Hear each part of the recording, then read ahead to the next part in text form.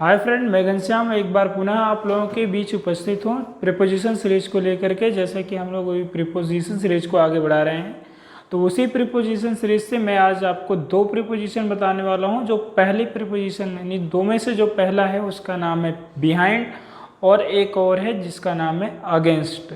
तो आज हम बिहाइंड और अगेंस्ट को लेकर के क्लियर करने वाले हैं, क्योंकि इनको लेकर के अक्सर दुविधा बनी रहती है, कन्फ्यूजन की स्थिति होती है कि कैसे हम बिहाइंड का प्रयोग करेंगे और कैसे हम अगेंस्ट का प्रयोग करेंगे। तो खैर दोनों में कोई मैचिंग नहीं है, कोई इसमें सिमिलरिटी नहीं है, लेकिन अलग अलग दोनों प्रीपोजिशन है। तो मैं आपको अलग अलग क्लियर करके दिखाता हूँ, ठीक है। तो चलिए बिना देर के भी हम लोग चलते हैं और इसके बारे में जानने का प्रयास करते हैं। तो चलिए मेरे साथ देखिए यहाँ पे कैसे क्या मैंने बनाया हुआ है। तो जैसा कि आप देख रहे हैं, मैंने सबसे पहले यहाँ पे लिखा है बिहाइंड। अब अगर बिहाइंड की बात की जाए, अगर हिंदी लिया जाए इसका, तो बिहाइंड का हिंदी होता है के पीछे। बिहाइंड की हिंदी क्या होती है?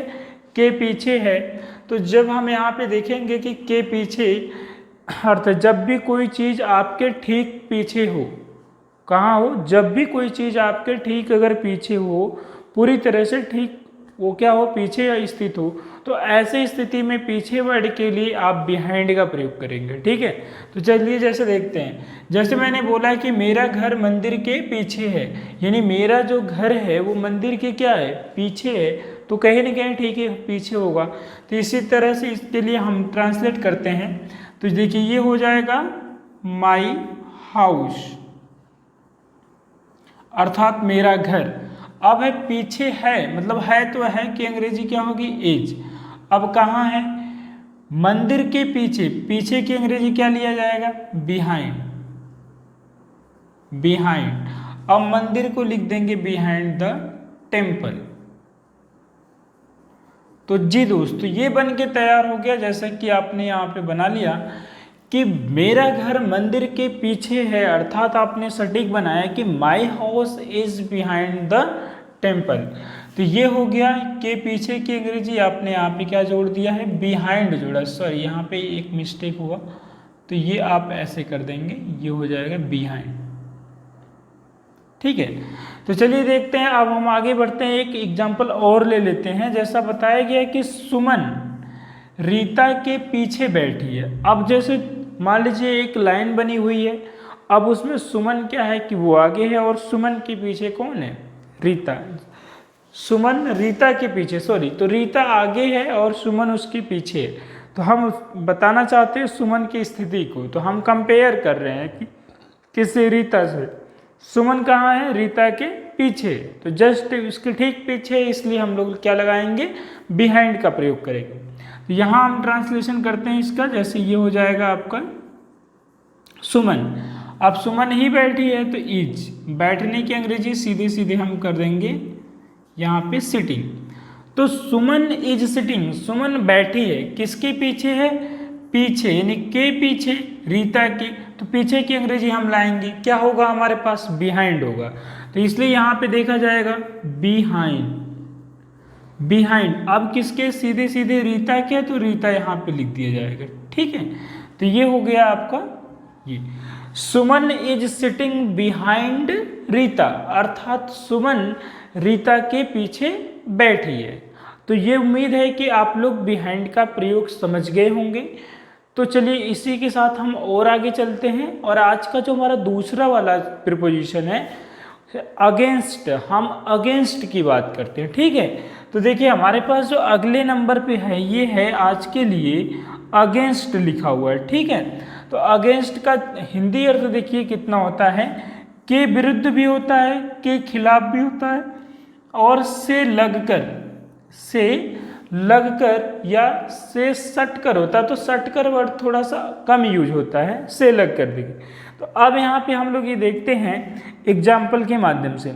मैं तुम्हारे खिलाफ, ध्यान से देखिए, मैं तुम्हारे खिलाफ प्रधानाचार्य से शिकायत करूंगा। कोई कह रहा है कि मैं तुम्हारे खिलाफ प्रधानाचार्य से शिकायत करूंगा, तो ठीक है वो करे, हमें तो अगेंस्ट का प्रयोग चाहिए।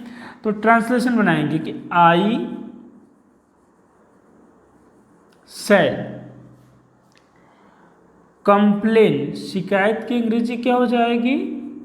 कंप्लेन किससे करना है, प्रधानाचार्य से। तो यहां आ जाएगा टू दी प्रिंसिपल। तो ये कह रहा है कि आई शैल कंप्लेन, मैं शिकायत करूंगा प्रधानाचार्य से, मतलब टू दी प्रिंसिपल। अब कह रहा है तुम्हारे खिलाफ, तो के खिलाफ की अंग्रेजी हमारे पास पड़ी हुई है, क्या है, अगेंस्ट है। तो यहां कर दिया जाएगा अगेंस्ट। अब ये है तुम्हारे की अंग्रेजी ले ली जाएगी यहां पर यू। ये हो गया आपका कंप्लीट सेंटेंस बन के तैयार। तो आपने के खिलाफ की अंग्रेजी क्या लगाई है, अगेंस्ट लगाई है। I shall complain to the principal against you. तो मुझे उम्मीद है कि आपको अगेंस्ट का प्रयोग सही समझ में आया है।